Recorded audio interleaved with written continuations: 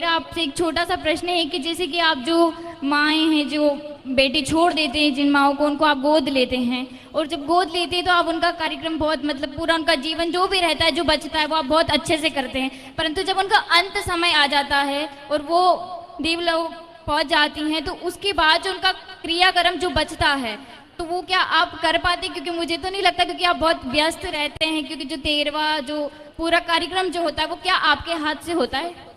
हमारे हाथ से देखो क्या है, कथा चल रही है जी अब इसी बीच यदि किसी का भगवत धाम गमन हो गया जी तो उस समय जो हमारे अपने ब्राह्मण देवता हैं, जो अन्य ब्राह्मण देवता हैं, उनके द्वारा अंतिम संस्कार करा के बाकी, क्योंकि जो अंतिम संस्कार करता है सूतक मानना पड़ता है। हाँ। तो फिर भागवत जी चल रही हैं तो सूतक में फिर भागवत जी नहीं हो पाएंगे, जी। इसलिए उनका करा के और फिर उनका 13वां पूरा बराबर होता और है। अगर उन्हीं माताओं की अगर ये मन की इच्छा हो कि आप ही स्वयं उनको मतलब वो जो अंतिम समय में जो अग्नि देते हैं तो फिर उसका ऐसा क्या होता है कि वृंदावन धाम में यदि किसी के प्राण छूटते हैं जी तो इस धाम में मरने वाले के लिए परम गति तो यूं ही प्राप्त हो जाती है, फिर कोई भी मुखाग्नि दे उससे कोई लेना देना नहीं। जी गुरु जी, ठीक ठीक है। है, राधे राधे। कहती हूँ कि आजकल जो